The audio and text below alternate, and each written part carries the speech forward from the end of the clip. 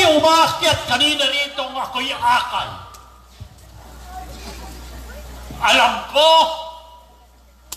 kung ano ang umiikot sa bawat kokote ninyong aking mga minamahal na mga taga Santa Cruz. Siguro sabi ninyo, matandahan talaga si Ka-Aris.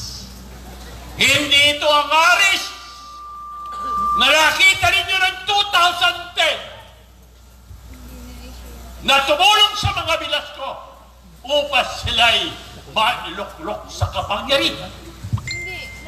Pero tatapatin ko kayo, walang nagbago sa akin kundi si Manoy at ang aking tuhod.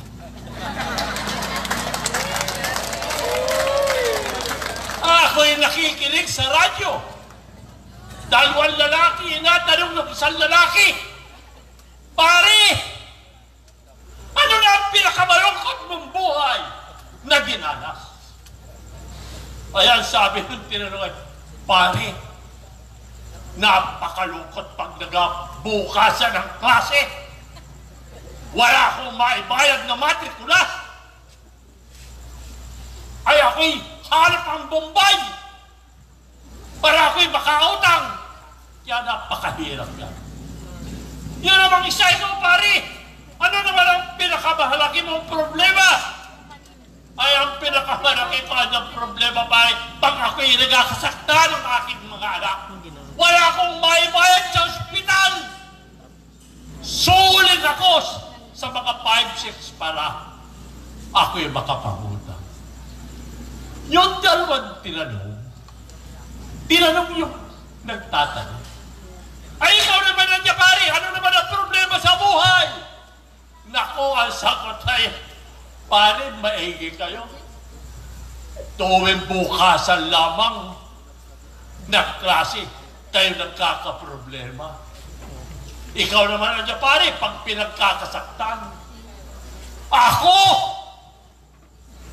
Alas 6 pa ng umagay, may problema na. At itong problemang ito ay nadadala ko pinakamahinay 7-8 beses maghapon. Ano lang ngayon, pare? Pag-ihi ko niya sa umagay ay hindi na niya tumindig si Manoy. Yan ang pinakamalungkot sa buhay nating mga lalaki. Pagdating ng 26 ng Mayo, 91 years na ako. Ako na ang pinakamatandang politikong natin. Ako ay gusto na mamahinga. Pero bakit ako hindi nagpapahinga? I think that is my responsibility as a Filipino that during election time we must inform ourselves.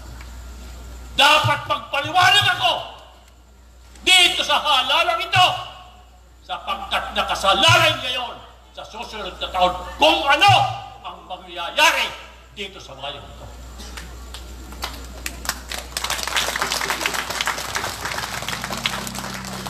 Ano ang tanong ngayon sa bayan?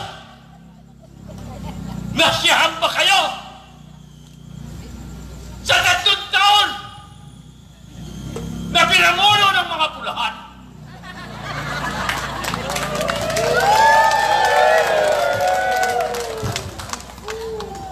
Siguro sasabihin ng mga kapalarig nila, ito ang mga nagawa ko, ito ang mga ginawa ko. Pero ako, nagmamasid lang ako. At ang naunang naramdaman ko ay ang munisipyong yan na pinagawa ng mahal kong kapatid. Hindi nila pag-aari ng bayan, pag-aari nila ng mga pulahan. Diyan sa munisipyong yan, wala kayong masusugangan, kundi mga panay pulahan. Nariyan na silang lahat. At yung mga pangyayari dyan ay hindi nangyari sa mga naunang mga alkalde.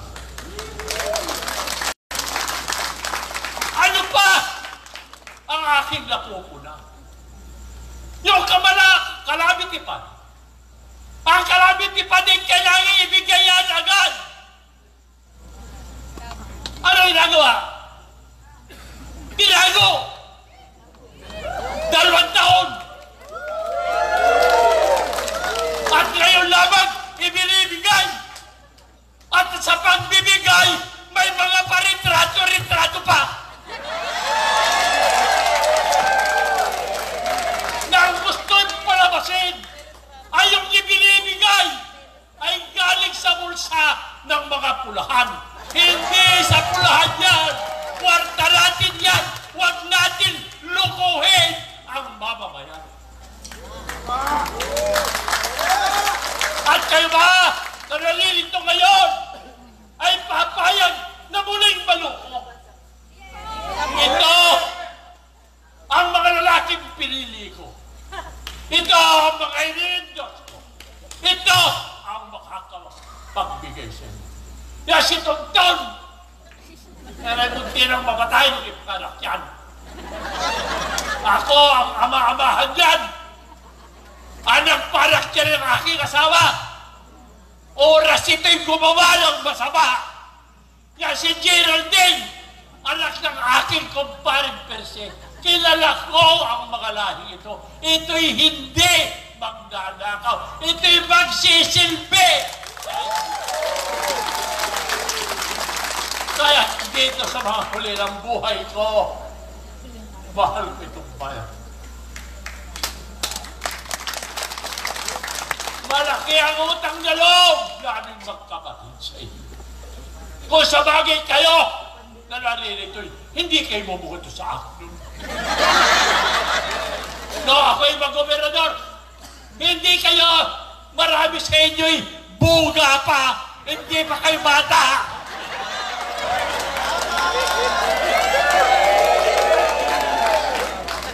Pero ang mga ninuno ninyo, mga tiyuhin ninyo, yun ang nagluklok sa aming magkapatid upang hawakan ang kapangyarihan ito sa looban ng 20 taon na kami ay mamuno sa ating mahal na lalawin.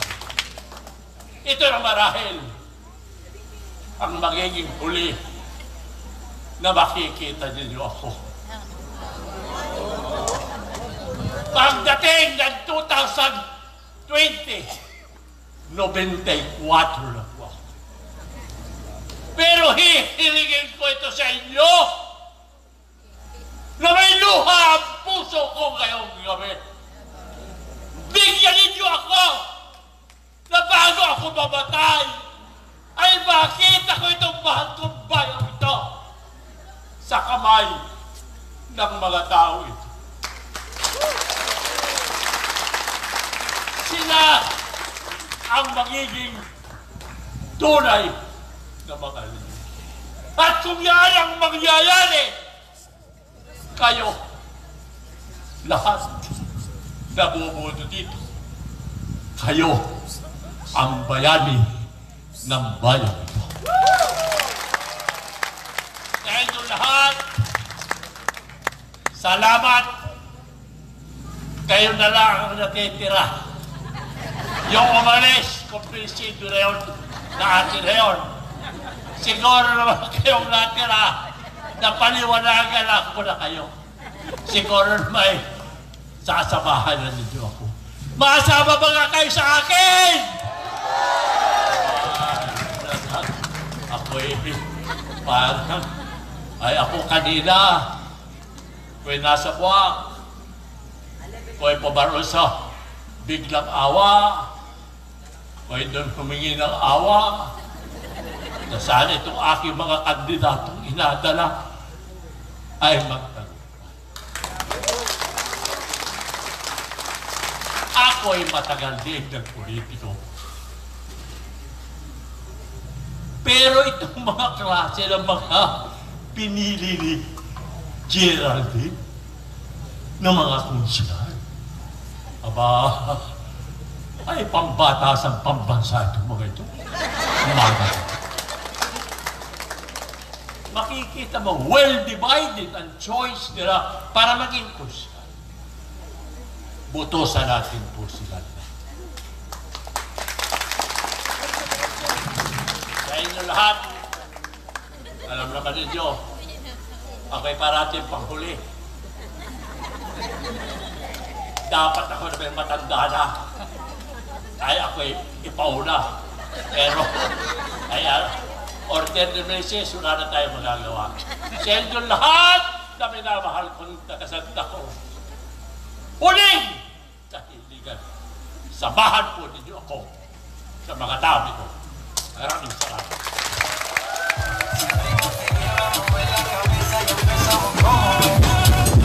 Música no discrimina a nadie, así que vamos a sumar. Dale con todos los quiero, a como se carga me quiere.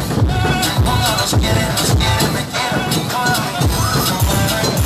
Dale con todos los quiero, a como se carga me quiere. Hello. Ayan, maraming po. Salamat po, dating gobernador, Tatay Ares. Ayan. Okay, sapagkat isa na po ang magsasalita. Ito po ay napasama sa Team Vendetta. Ay pagbibigyan din po natin. Bukal. Ayan po, sapagkat ito po ay sumapi sa pintong bandang huli sa amin sa Team Vendetta. Ay walang iba. Ipinapakilala ko po sa inyo ang kumakandidato bilang bukal. Bukal Modesto Villarrubia. Maraming salamat.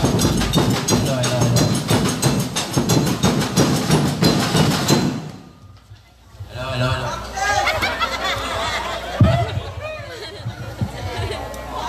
Maraming salamat sa namumuno ng team una sa aking worthy brother Dr. Tonoy, nakauna magiging doktor na mayor ng bayan ng Santa Cruz at ang ating Vice Mayor Morales. At sa inyong lahat, minamahal ko mga kasamahan, ang kabrother ko dito sa Night of Pulumpos ay 7. Ako'y Night of Pulumpos po ako sa simbahan. Ako po'y opisyal ng Night of Pulumpos, lisensana ay ako'y di magkakandidato. Ang trabaho kasi preaching. Ako pwede kikusap po sa inyo, minamahal kong kababayan, pagbigyan po ninyo sa loob ng 5 minutes. Mahaba ang sasabihin ko sapagkat napakalaga sa tunay na pagbabago ng pagpili ng manunungkulan sa ating lalawigan. Hindi po ako nagkakandidato para bukal, para ako'y maghanap buhay. Ako po isang binatang pensyonado, wala akong problema sa buhay mo at nakikita ko ang nangyari sa ating Departamento ng Agrikultura, wala nagtatanim na sa ating bukirin. Anong ginagawa ng ating pamalaan ng lalawigan? Meron pong solusyon yung problema sa pagtatanim sa kabundukan. Nung panahon po ni Diosdado Magana, pangulo natin ng araw ng Pilipinas, ako po ay demonstrator sa agrikultura hanggang sa Bulabundukin. Bakit wala nagtatanim? Kahit kamuti, wala nang tanim diyan sa kabundukan. Anong ginagawa ng ating mga halal ng bayan na namumuno sa ating lalawigan ng Marinduque? Pinababayaan ng magtatanim. Kung wala magtatanim na magbasasaka, walang kakain ng taga-bayan kahit marami ang pera ninyo at sapagkat ako isang taga-Bukid rin. Kaya minamahal kong kababayan kahit kukunti kayo, ikalat yung aking sinasabi, ang aking pong pagkandidato ay upang ipakita ang tunay na uliran na bukal na lalawigan ng tanging layunin at tungkulin maglingkod sa bayan, hindi maghanap buhay.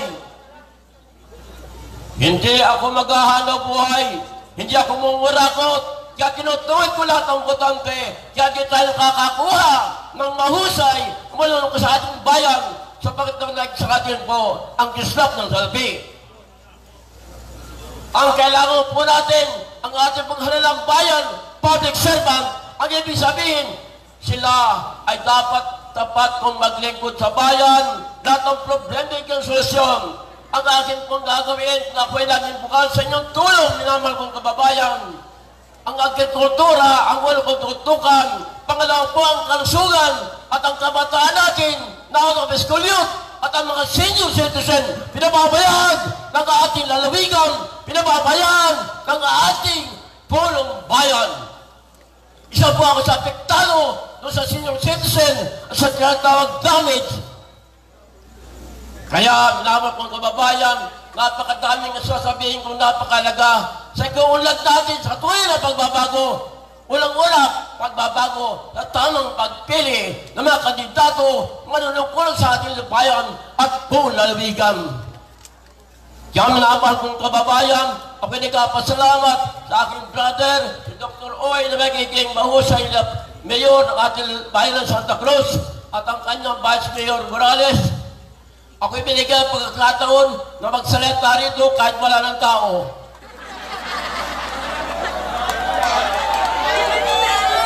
Hindi kasi ako makapagtayo ng meeting ko sarili. Ako isang timpientyente.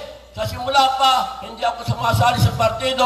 Pero ang aking hangarin, paglilingkod sa bayan, hindi maghanap buhay. Sa kanang maulawaan po ninyo ako. Sumainyo ang pagpapalaan ang politika lagi na. At isipin mabuti, ang kinabukasan ng kaularan ng mamayan, nasa inyong matalinong pag-iisip sa pagpili ng tunay na mga kandidato na kayang-kayang maglingkod, isakripisyo ng sarili, maging profesyonal negosyo, alang-alang sa kinabukasan ng mga naghihirap at ang ating mga magbubukid, maliit na mag-isda at ating mga kapiskuyot at mga senior citizen. Isa pong magandang gabi sa inyong lahat. Naasahan ko po sa Bahay 13, Peñarot niya po ay gawin ng bukal, magiging uliran, hindi na tatakot kahit kanino. Ako po ay direktor sa Mindanao ng martial law. Wala akong pinatakutan. Ako ay announcer sa radyo. Isa ako sa ipatalsik sa ating Pangulong Marcos. Ganyan po katapong si Peñarobia. Doon po sa Negros. Pagkalinggo, andun ako sa kabundukan. Kinakausap ko ng NP hanggang sa Bulacan. Hindi nyo ako kilala. Ako taga-bukid. Ngunit ang aking karunungan ay 7. Ako'y kumandahan sa Philippine Air Force sa San Miguel ng martial law. Ako'y kumandahan din sa Malindig noong 1966 hanggang 72. Ako nagpatingo dyan ng estudyante delinquente. Ako'y konsultant ng 7 karyo sa buong Pilipinas ng martial law. Hindi pwede maging konsultant kung wala akong alam, wala akong tabang. Ito si Peñarot lang, maliit. Katulad ng buhangin, walang magbuhangin maliliit, walang gusaling matataas, isang magandang pimuli sa ating kapapala ng pulabika. Ayan po, maraming salamat po. Bukal Peñarobia. Okay? Maraming salamat po sa inyong lahat. Sa inyo pong pag-abala, sa inyong pagdalo dito po sa pamiting ng Team Vendetta. Sa pamamagitan po ng ating kandidato sa pagka-mayor, Dr. Uy at ang ating Vice Mayor Morales. Okay, maraming salamat po sa inyo lahat. Thank you! Uy, pwede. Hinahanga ng marami. Subok na siyang magsilbi. Dr. Uy ang iboto sa 13 ng Mayo. Servisyo niyang todo-todo dahil mahal niya tayo. Geraldine na, prinsipyo at talino maaasahan. Geraldine Morales muling ihalan. Sa darating na halalan, huwag po nating kalilimutan Geraldine Morales para Vice Mayor, anak ng dating alkalde Percival Morales. May prinsipyo, talino at paninindigan. Sa serbisyo ay subok na ibalik ang alagang Morales. Geraldine Pantes Morales, ang ating Vice Mayor. Eto na,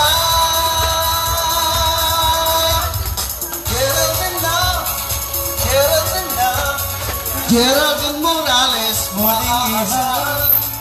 Geraldine Morales, muling ihalan.